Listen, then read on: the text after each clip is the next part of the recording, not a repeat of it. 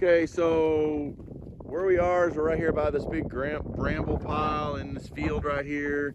We caught ourselves a gray fox, and unfortunately this little gray fox got injured in the trap. That's pretty rare, it almost never happens, but he did.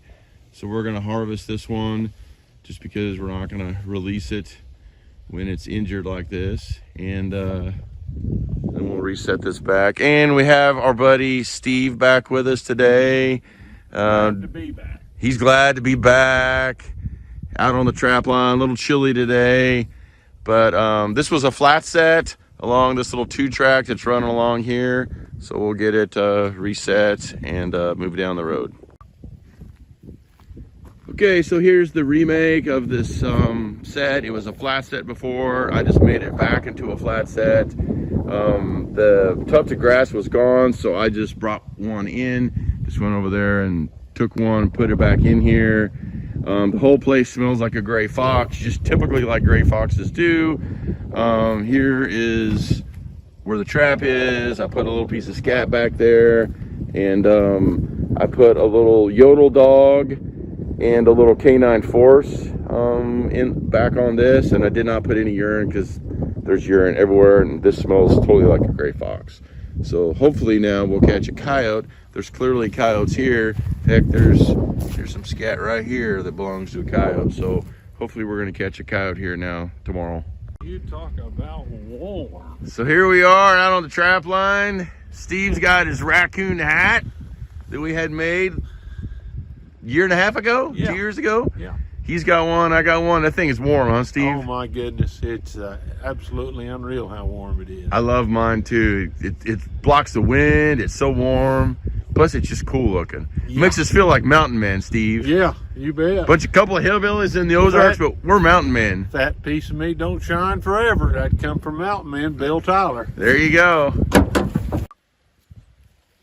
Okay, so out checking traps, and where we are is we're right by this Old deer camp. yeah, this old deer camp, kind of a little RV looking thing. And I told you we had this little ATV trail coming here. We got the 2-track coming here with the creek. The main creek's right over there. Another 2-track right there. Everything's coming together right here. And this was a dirt hole. And we got ourselves another Bobcat here. It's Bobcat number 11 for the season. It's a little one, not all that big, but it's a Bobcat. And held pretty good in that MB 550's. Got a good paw catch on him, and kind of a brown looking. Do what? Let him live another day. Yeah, we're probably just gonna let this one go. It's a pretty small one, so we're gonna cut him loose and let him make some more little baby Bobcats, and just reset this, and hopefully we'll catch a cow here next. Okay, this dirt hole set back into place. Our backing was completely destroyed. So Steve dug out a piece of grass and we added this backing here, and put the dirt hole back in. It's nice and deep. You can see the sheep's wool down in there. Couldn't find my bait. It's probably because I lost it somewhere when I was drilling the hole back out. But put some federales from Predator Control Group, a little canine force down in there, a little sheep's wool on top. Use some of the dirt over here on the edge just to kind of force them right over here. But otherwise, it's wide open. There's no backing. There's no, I mean, no guiding. I said backing, but no guiding, because I want that coyote not to feel, Crowded. yeah, crowded, exactly. And so it's wide open. He's got to move his feet around to get down in that hole. So if he commits to coming in there, we'll catch him. Okay, so we're down here in this bottom. We just caught a Bobcat actually right over there in a dirt hole. And we put another set down here just because this spot is just so good. And there's a lot of cat, obviously, sign down here.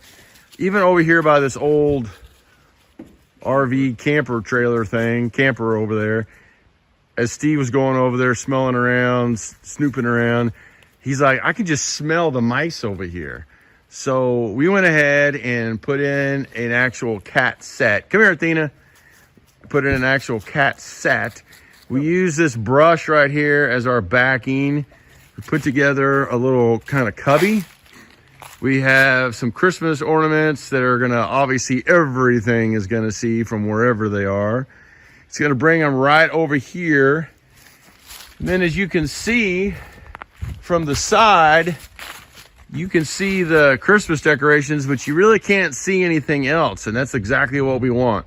We want that cat to come over here, see the Christmas decorations, and really only be able to see what's back in there when they're standing out here in the middle, not from the sides over here. You can see the flagging, but you can't see anything else. That's exactly what we want, because then he won't come in from the side.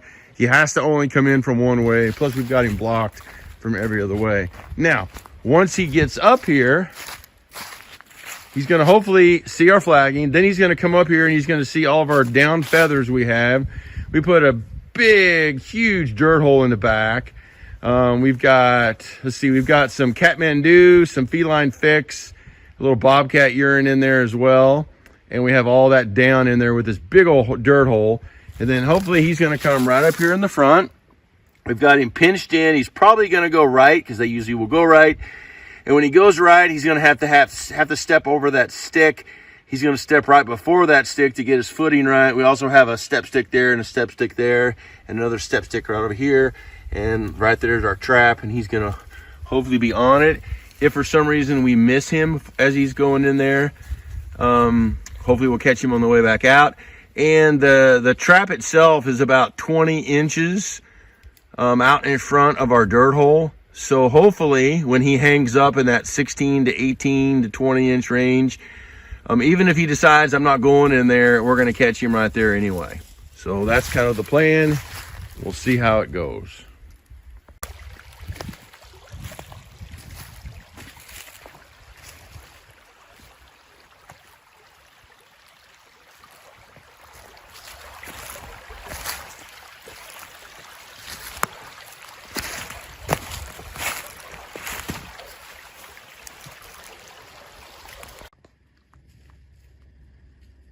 So Steve and I are out running this logging road on this piece of property. We've never been here before, but there's some cool stuff. There's all these cool boulders and all this old metal that's been down here years and years and years and years and years old. And we're just running this old logging road that's down through here. Looking for sign. There's Steve walking his way down the logging road.